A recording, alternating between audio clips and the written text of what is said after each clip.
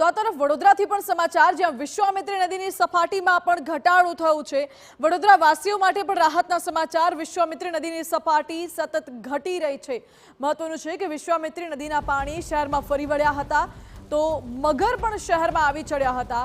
આજવા ડેમમાંથી પાણી છોડાતા નદીની સપાટી સતત વધી રહી હતી। જોકે હાલ વિશ્વામિત્રીની જળ સપાટી 24.64 ફૂટ પહોંચી છે।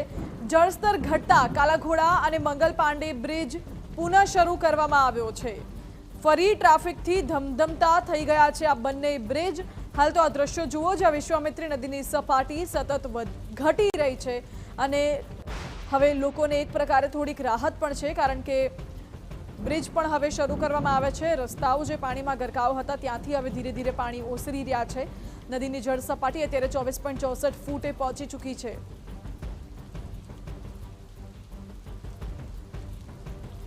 જળસ્તર ઘટતા કાલાઘોડા અને મંગલ પાંડે બ્રિજ પુનઃ શરૂ કરવામાં આવ્યો છે અને ફરીથી આ બંને બ્રિજ ટ્રાફિકથી ધમધમતા થયા છે। જોકે પાણી તો ઓસરી ગયા, પરંતુ ગંદકીનું સામ્રાજ્ય ચોતરફ અત્યારે છવાઈ ગયું છે।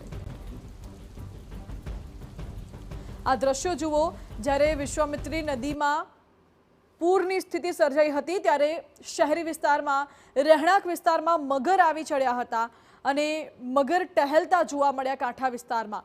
મગર આવી ચડતા લોકોમાં પણ ભયનો માહોલ સર્જાયો હતો।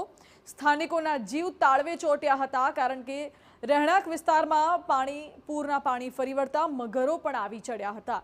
જોકે દર વર્ષે જ્યારે વડોદરામાં ભારે વરસાદને કારણે પાણી આવી જાય છે ત્યારે મગરો પણ આવી જતા હોય છે અને સ્થાનિકોના જીવ તાળવે ચોંટે છે। મગરના આટાફેરાથી સ્થાનિકોમાં ભયનો માહોલ હતો।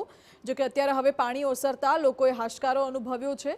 એક તો ગંદકીથી પાણીથી લોકોને અત્યારે રાહત મળી છે, જ્યારે આ તરફ હવે મગરો પણ નદી તરફ વળ્યા છે।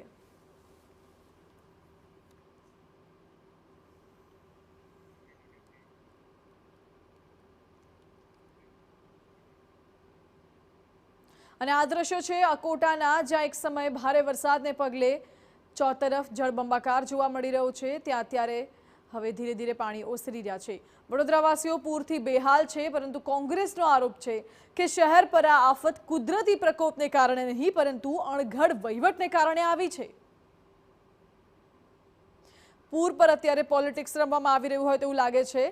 પૂરના પાણીમાં જળમગ્ન વડોદરાના રસ્તાઓ અને ઘરો પર ગરમાઈ છે હવે રાજનીતિ। જી હા, વિશ્વામિત્રીમાં આવેલા પૂરને કોંગ્રેસે માનવ સર્જિત આફત ગણાવીને મનપા પર પ્રી મોન્સૂન કામગીરીમાં કરોડો રૂપિયાનો ધુમાડો કરવાનો આરોપ લગાવ્યો છે। કોંગ્રેસ નેતા અમી રાવતનો આક્ષેપ છે કે વડોદરા શહેરમાં તમામ નદીઓ અને કાંસમાં પાણી સમાવવાની ક્ષમતા હોવા છતાં પાણી જ નદીઓ અને કાંસ સુધી પહોંચ્યા નથી, જેના કારણે શહેરમાં તારાજી સર્જાઈ। આજવા સરોવરમાંથી પાણી છોડાયું એટલે વિશ્વામિત્રી નદીમાં પૂર આવ્યું તેવો અમી રાવતનો દાવો છે। પૂર જેવી પરિસ્થિતિનું નિર્માણ થયું। એ સમયે વડોદરા શહેરની નદીઓ ખાલી હતી। માંડ 17 ફૂટે વિશ્વામિત્રી વહેતી હતી।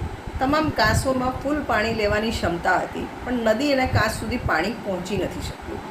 સ્પષ્ટપણે આ માનવ સર્જિત પૂર હતું એવું કહેવાય, કારણ કે પાણી નદી નાળામાં, નદીઓ ખાલી હોય તો બી જાય નહીં અને કરોડો રૂપિયાનું લોકોને નુકસાન થયું। લગભગ 400 સોસાયટીમાં પાણી ભરાઈ ગયું, 150 વસાહતો ખાલી કરવી પડી, 4500થી વધુ લોકો વિસ્થાપિત થયા।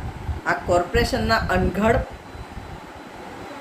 એડમિનિસ્ટ્રેશન અને જે રીતના પ્રી મોન્સૂનની કામગીરીમાં 6 થી 7 કરોડ રૂપિયા વાપર્યા પછી બી વરસાદ આવ્યા પછી તમામ કોર્પોરેશનના અધિકારીઓ જઈને મેનહોલ અને કેચપીટ સાફ કરતા હતા। એના પરથી ખબર પડે છે કે પ્રી મોન્સૂનની કામગીરીમાં ખૂબ મોટા ભ્રષ્ટાચાર થયા। તો પૂરથી તારાજ થયેલા લોકોને સહાય ચૂકવવામાં આવે તેવી અમી રાવતે મુખ્યપ્રધાનને પત્ર લખી રજૂઆત પણ કરી છે। પત્રમાં પૂરના પીડિતોને નુકસાની મામલે વળતર અને કેશડોલ ચૂકવવાની માંગ કરાઈ છે।